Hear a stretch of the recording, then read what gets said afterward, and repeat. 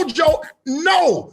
See, I keep coming, Cedric. I don't care. Come on, man. I don't care if they say, no, this ain't the good time. Listen, well, maybe tomorrow is a good time. I'm not stopping.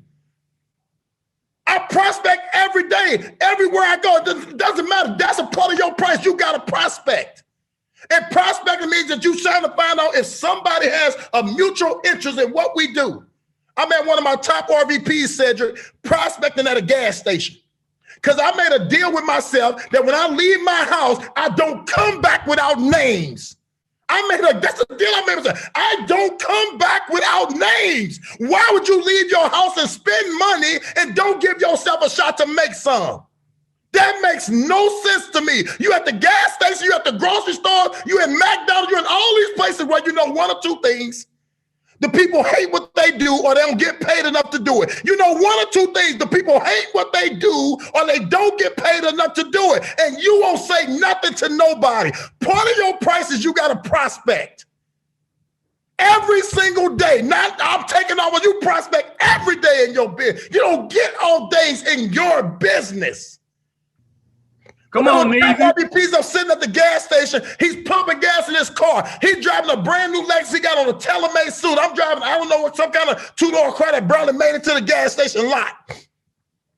But I asked him a key question. Tell me if you heard this one or not before. Are you married to your job or do you keep your options for income open? That's what I said to him because I wasn't going home without getting me some numbers. He said, I keep my options for income open. Matter of fact, I was on my way to a job interview. Signs this IBA, joins the team, $250,000 he makes a year as an RVP because I know that part of my price is prospecting. And I don't not prospect because I'm intimidated. I don't not prospect because I feel a little fear in my belly. I play a trick in my mind. What would I have missed? What would I have missed? What would I have missed if I didn't say nothing to this person? I play that game in my mind. So every time I feel fear and I don't want to say something to nobody or prospect the person, I said, let me see what I would have missed if I wouldn't have said nothing. And that guy, Dr. Dennis Love, $250,000 earner is what I would have missed had I not said something. So fear comes upon you. But Joyce Meyer said that fear, F-E-A-R, is false evidence that's apparent to be real. There's no evidence that nothing bad is going to happen. So paying the price, part of paying the price is prospect. You got to count the cost. Am I willing to go prospect? If you ain't, this probably ain't for you. The second thing you got to do, the great St. Thomas taught me this a long time ago, is you got to set appointments.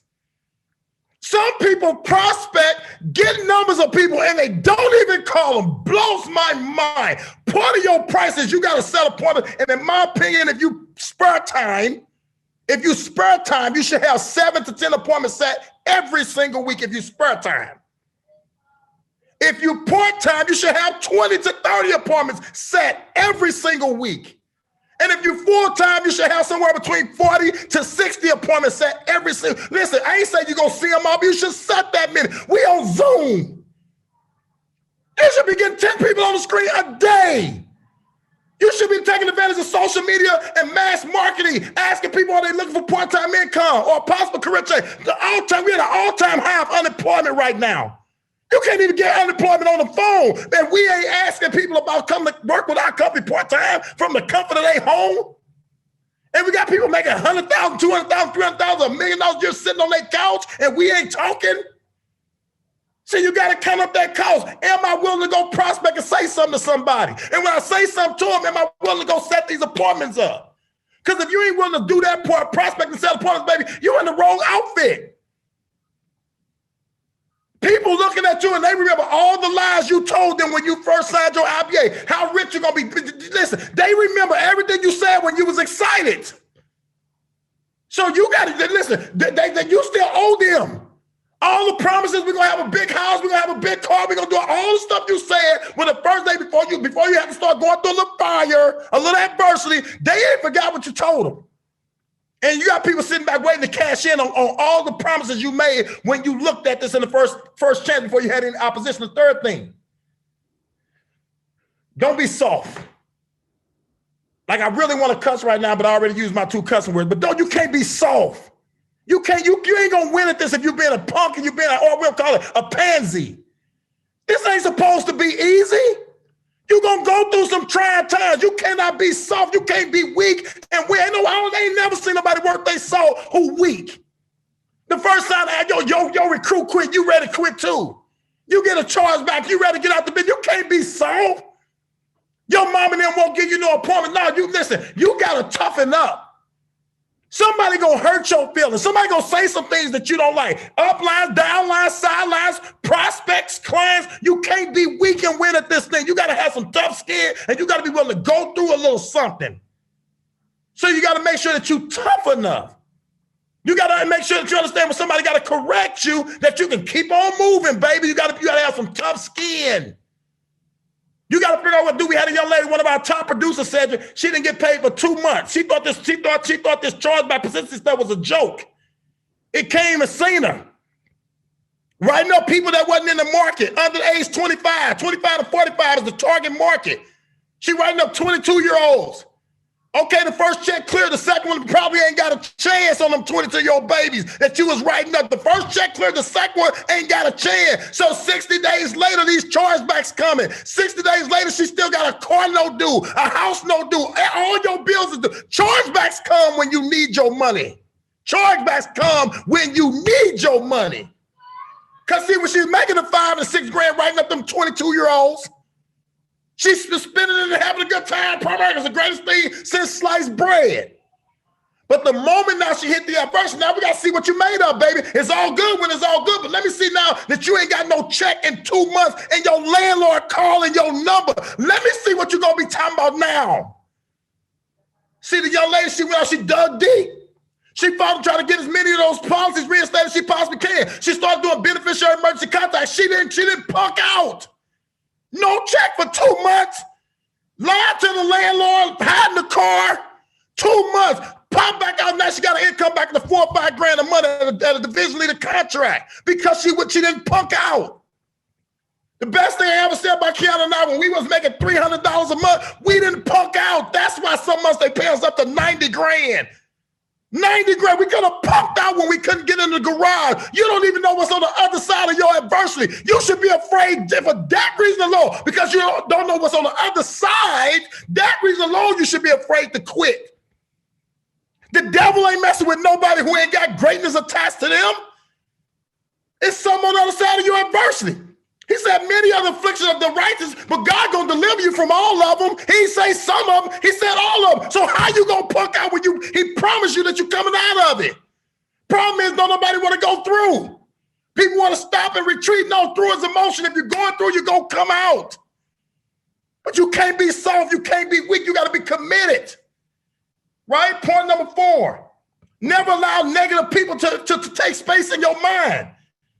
You got to get away from the dead, as Art Will said, dead, dull, disillusional, frustrated, daggone crybaby. You can't let negative people rent space in your brain.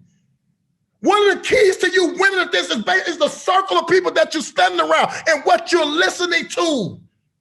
Faith come by hearing, good, bad, or indifferent. You think that's just if you're hearing something good, you build your faith on whatever you're listening to. You start to believe that crap. You got people sitting beside you talking about your upline, who introduced you to the business, who teach you how to go make 6 or 7 figures. You got to be crazy. You can't allow negative people rent space in your head. You're going to need all of that energy. I'm telling you, they sucking the life out of you. And when you hit your adversity, you ain't got nothing in your reservoir because of who you've been listening to. You got to get away from it. You can't be afraid to tell them that. Baby, if you ain't got nothing good to say, you ain't talking about where we going. If what you saying ain't pushing us towards our victory, if what you saying ain't pushing us closer, if it ain't pushing us closer to our destiny, baby, I got to get from around you. See, I wasn't listening to nobody who would tell me when we was making $336 a month. I didn't listen to nobody who told me, don't you think you need to get a job? And when my wife said it, we didn't have that. No, you don't need to get no damn job. That was the end of that conversation. We ain't never have it again. Because you got to protect what goes through your ears.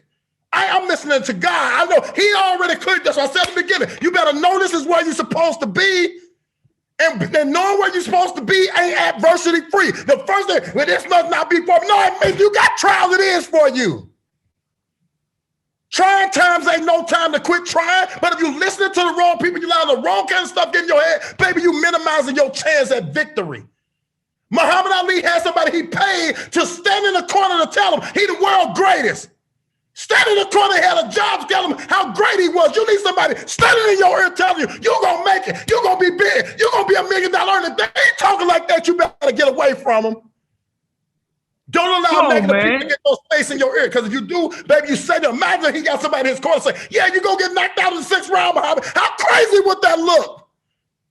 You got somebody, you in a boxing ring, you fighting for your family, financial future, and you got somebody in the damn corner telling you you should quit. You got somebody in the corner telling you something about the coach who training you, telling you where to duck. And you crazy? Get away from them.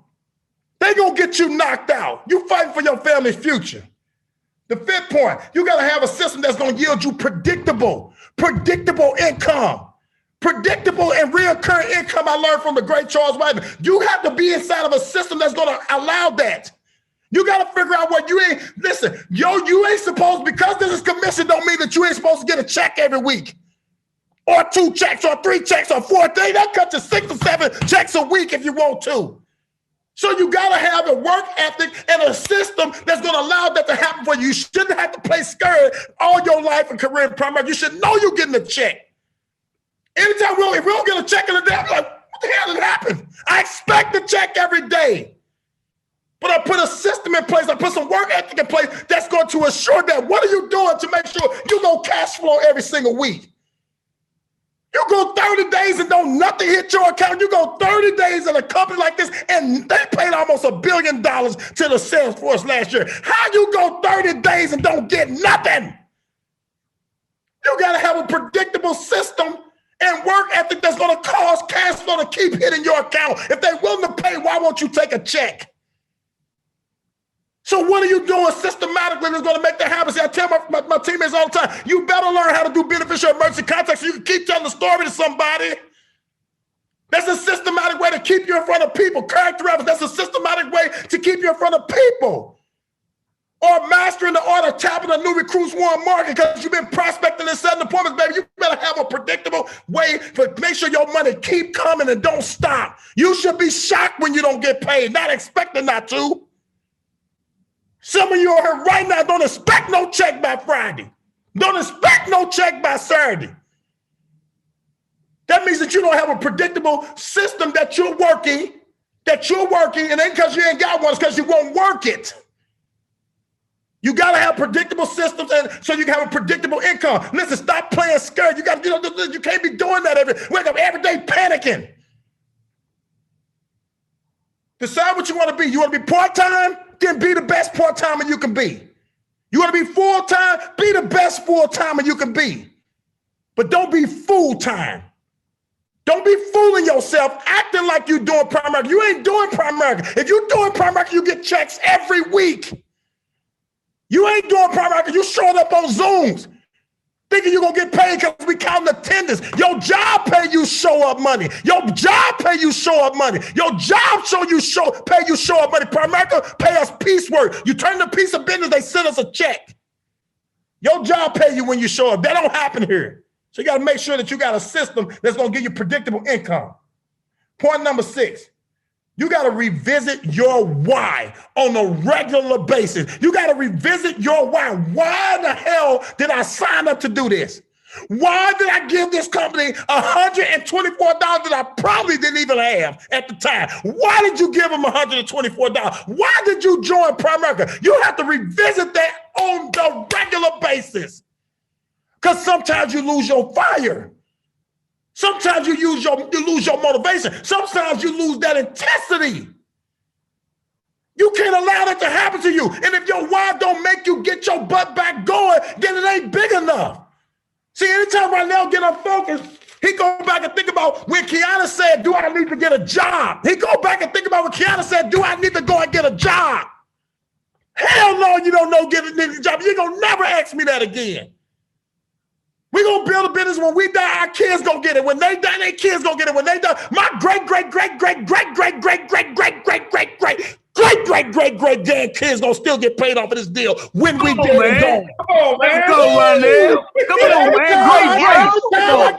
man. Every time I start slipping in my mind, I revisit my why. Why the hell I signed up to be free, baby? And freedom ain't free. It comes with a price. It comes with adversity. So you got to go back and revisit your why. Why are you here? Why did you sign up? Did you get, or are you getting, or are you moving towards getting what you came for? Revisit your why. My last 2 points. And this is number seven is probably the most important one because this is where most of y'all get it twisted at. Know the difference between seed time and harvest. Know the difference between seed time and harvest. There's a point in your business where you got to sow your seed back into it to generate your harvest.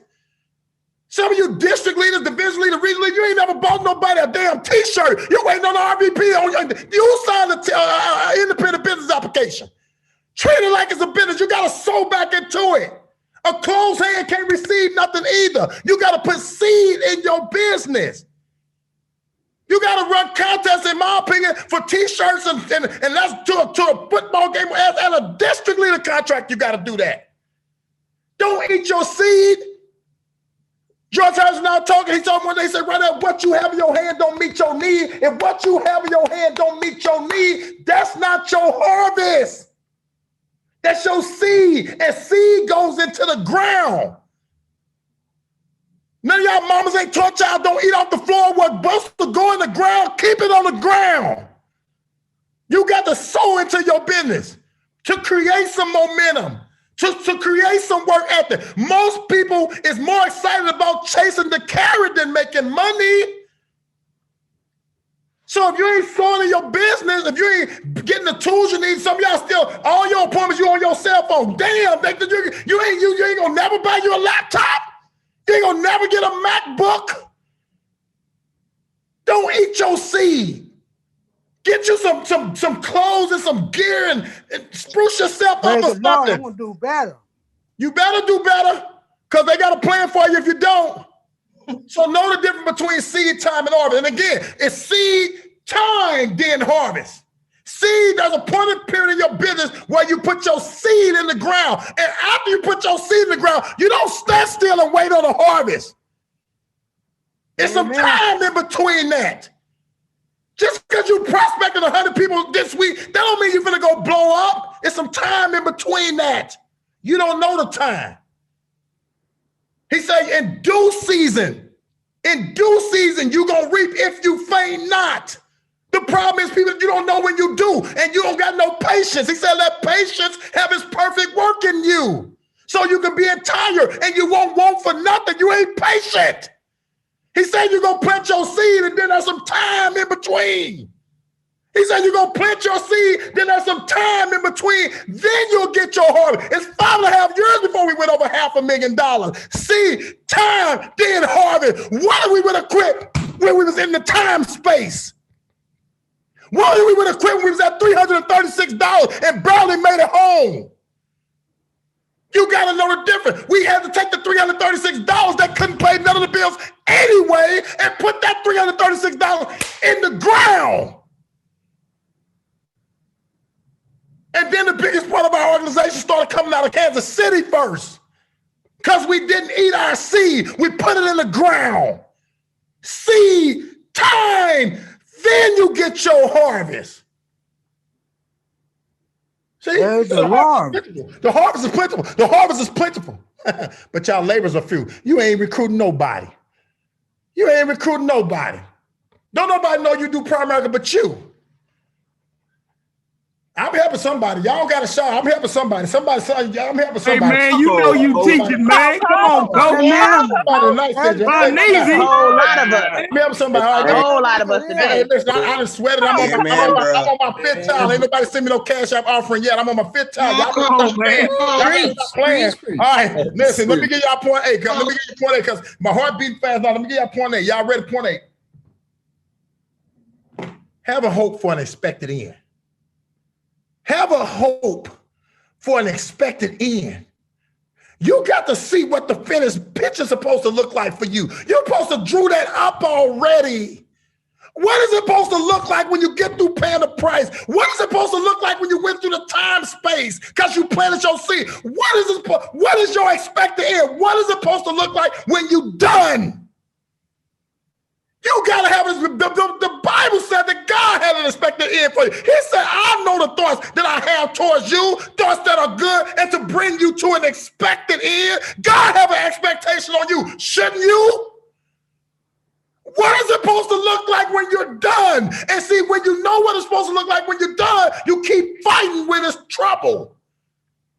You have to have your expected end that keeps you going when you want to quit, that keeps you going when you want to stop. What is your expected end?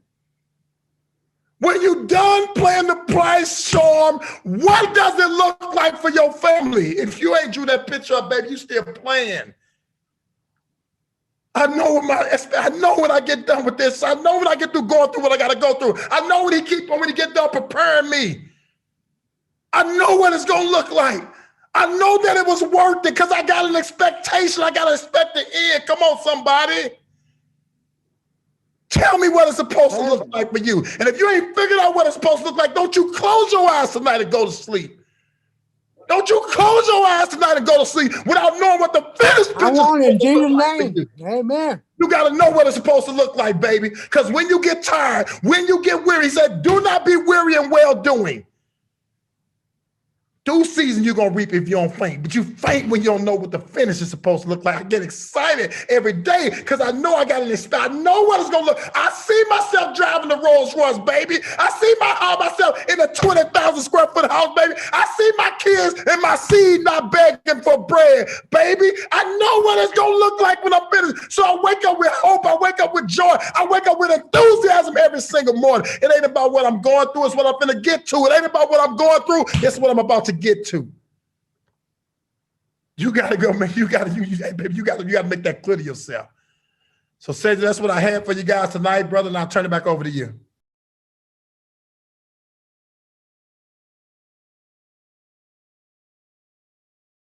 Got a quick question. Thank you. Mentioned when it came to prospecting, what are the things that you teach your team that they need to do on a daily basis when it comes to prospecting? So, Cedric, what we believe is that you should have a system, okay?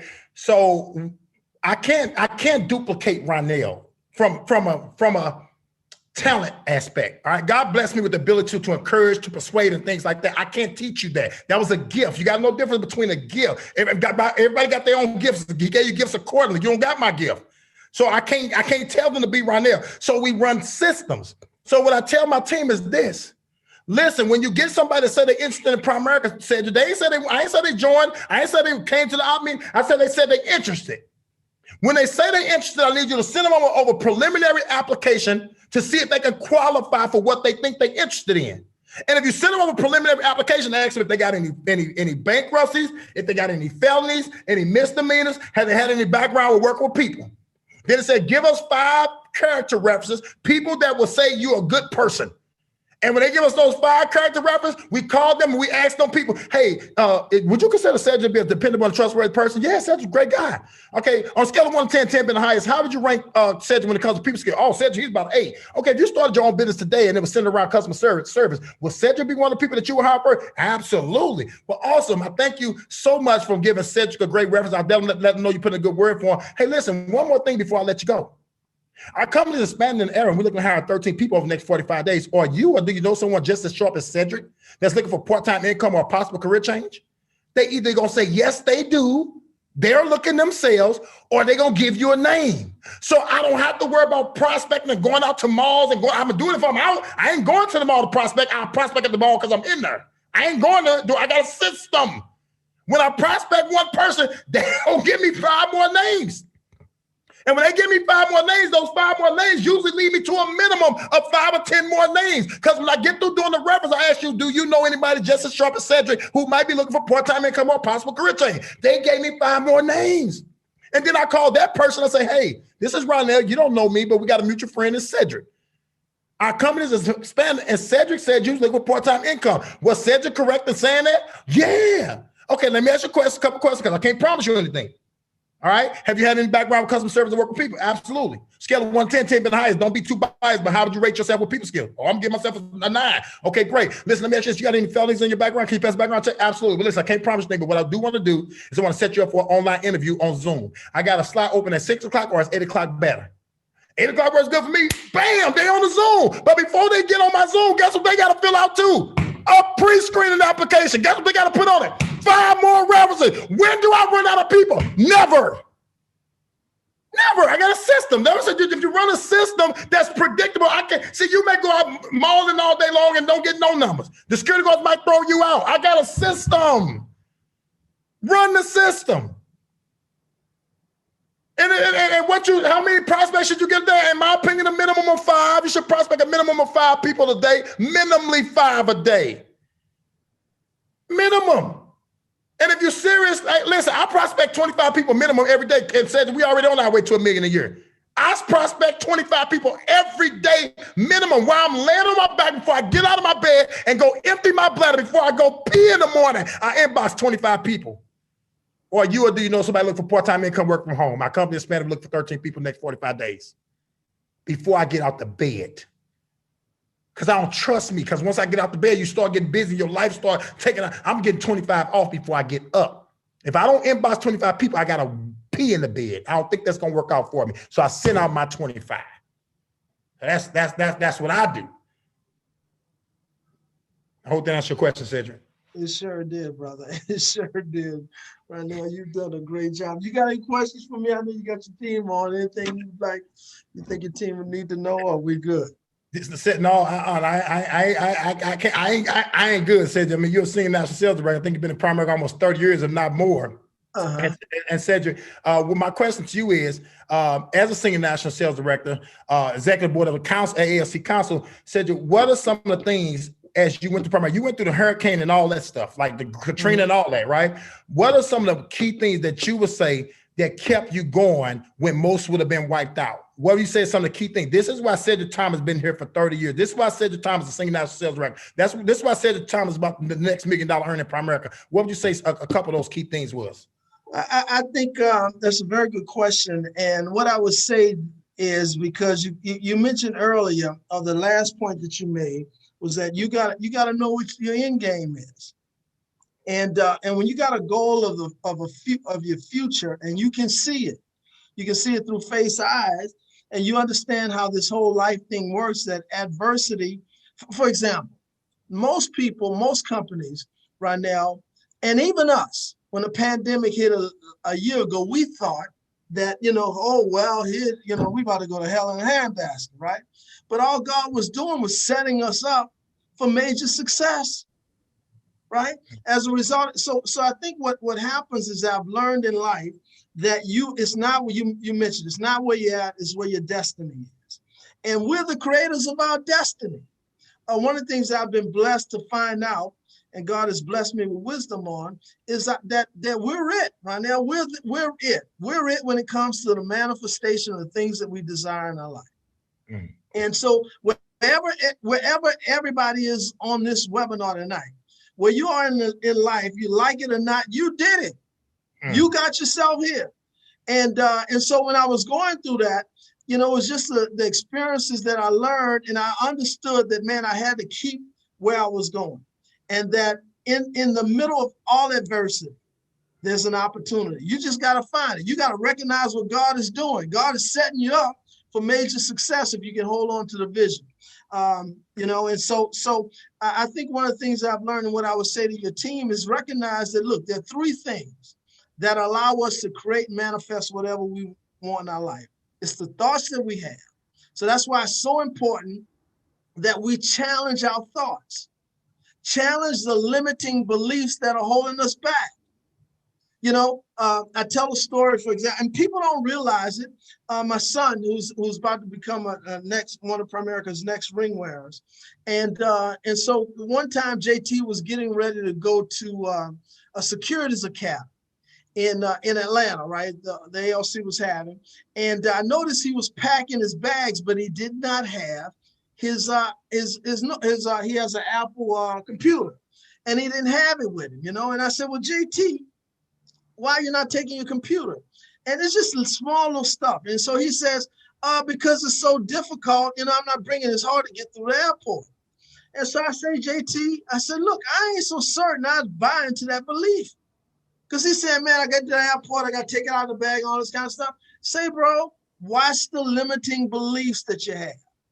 And so it's the thoughts that we have, and then the words that we speak. Right now, people want something, but they speak contrary to what they want, right? And so we get what we say. And so one of the things that I've learned, one of the first books that I read was by a preacher by the name of Charles Capps. I was 25 years old when I read this book, and it helped me. And it was, the title of the book is The Tongue, a Creative Force. And that is the one book that began to get me to understand that I don't let anything come out of my mouth. I only say what it is that I want. Right now, you know, probably, and I know I think I saw Dante on here earlier, but right now, you don't have any idea how long I've been calling myself an SNSD? For freaking ever. For two decades, maybe, at least a decade, if not two. That if you call my voicemail, it says you reached a voicemail of future Senior National Sales Director, Cedric T. Thomas. And look, right now, here's something the Spirit of God shared with me about this time last year. You know, I grew up in the hood, so I ain't never been interested in plants or nothing. But I get later on in life, I start going on these 21 and 48 fasts, and I get fascinated with plants and growth. So I'm planting all these plants, teammates, around my house. And the little Spanish guy comes and plants all these plants. I don't do it. He comes planting all these plants. And after it's said and done, he says, Mr. Thomas, you got to put in a sprinkler system. But until then, you got to water the plants. And I'm from the hood, so I'm thinking, water the plant. He said, twice a day. Twice a day? I'm thinking you just plant the crap and it grows, right? The earth does. And so I water it. Then Joe Ward says, look, come to my wedding. Me and my wife go to Houston for 3 days. I come back. Right now, the plants ain't been in the ground for 2 weeks or something, and they starting to die. And I can't get out of fast enough to water the plants. And then the Spirit of God starts talking to me. And God says, Cedric, you know, if you want apples, you plant an apple seed.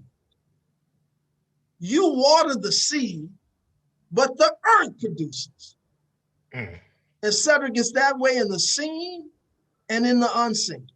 All you did was you planted an idea, Senior National Sales Director. And that's what I should say to everybody. Say, look, if you make a decision you're going to do this, then you need to start planting the idea.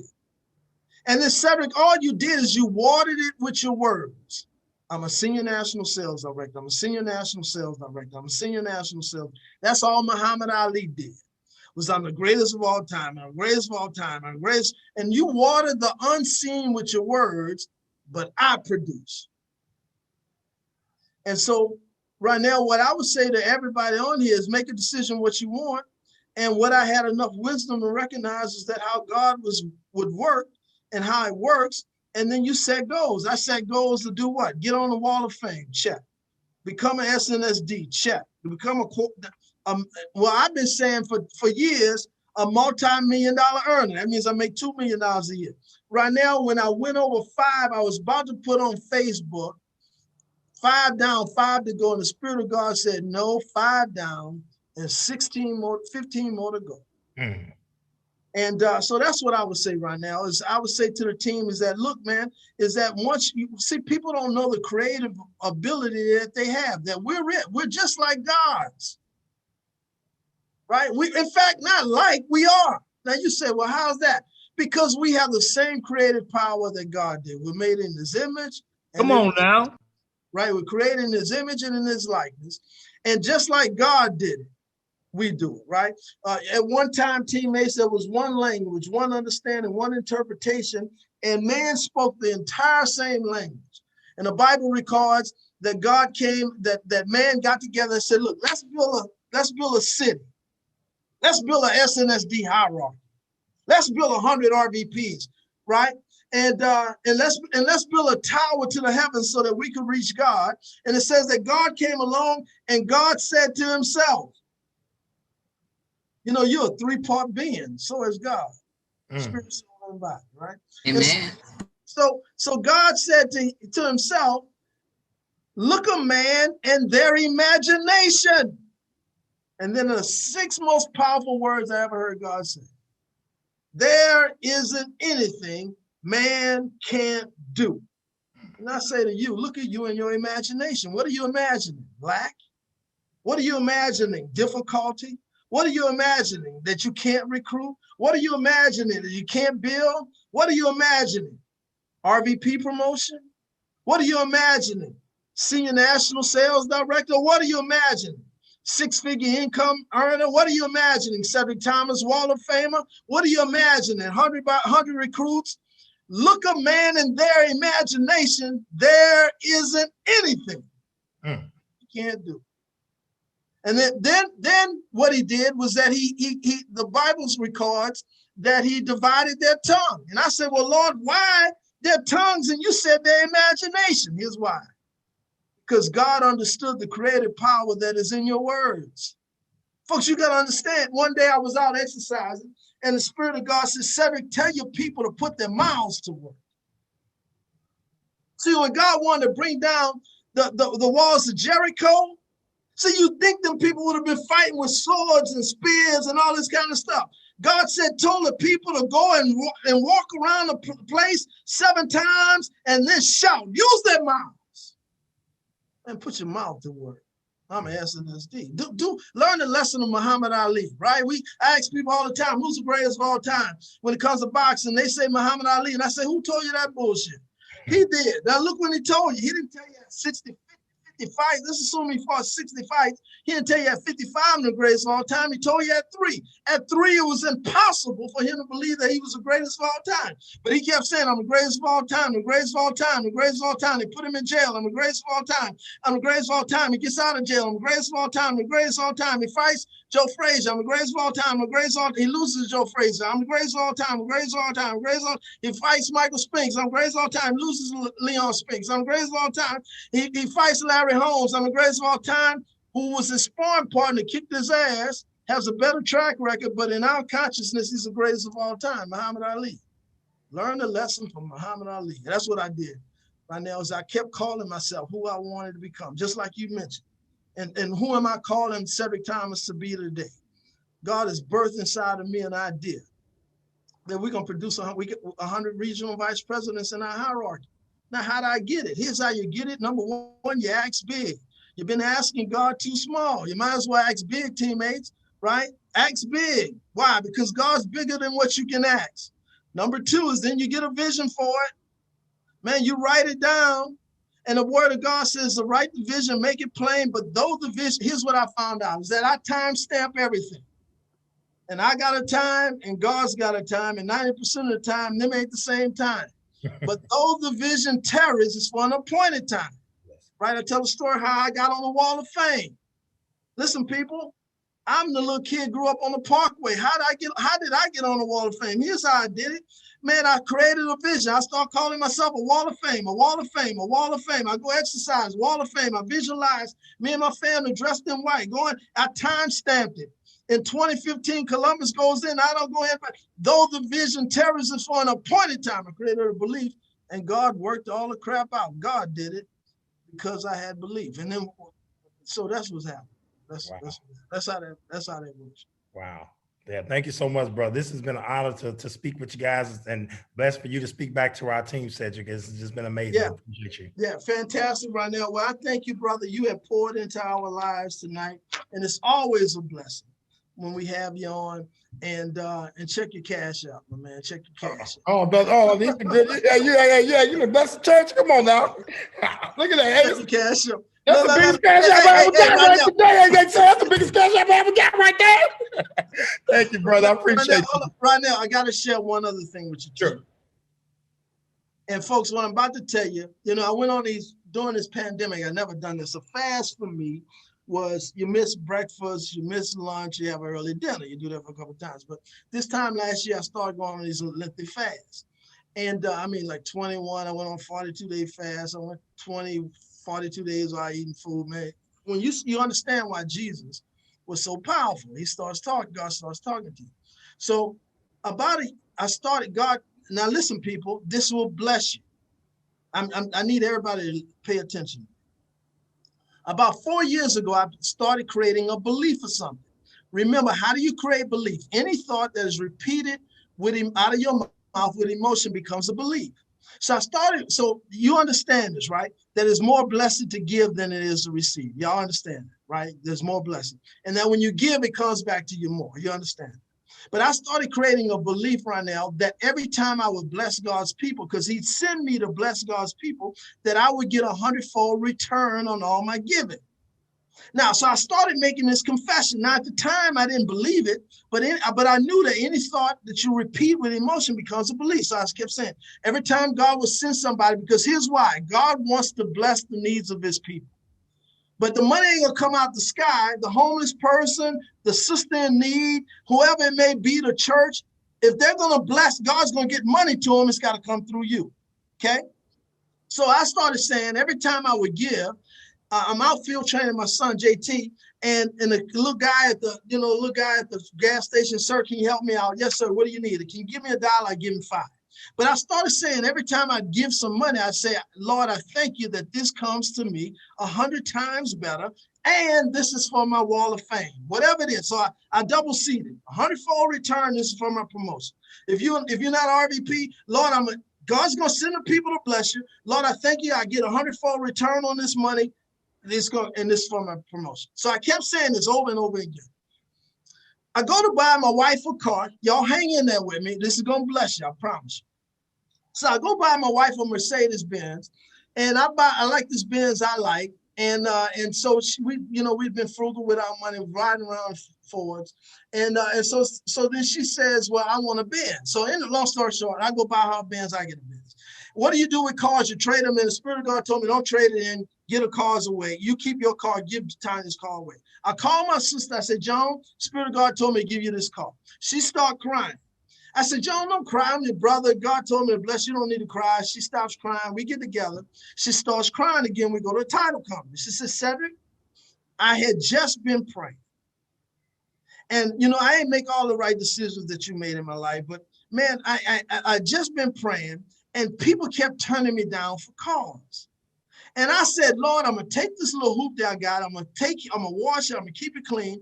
But, Lord, I don't need nobody to finance a car. You're going to give me a car and I won't have to pay a dime for it.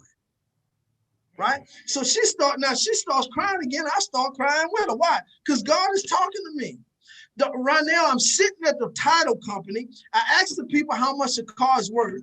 And the gentleman said the blue book value on this car is $15,000. The Spirit of God speaks to me and says, today, that comes back to you 100 times more. Now you do the math, that's a lot of money. Now I ain't get the money today. If you understand how God works, it's there, it's gonna come to me.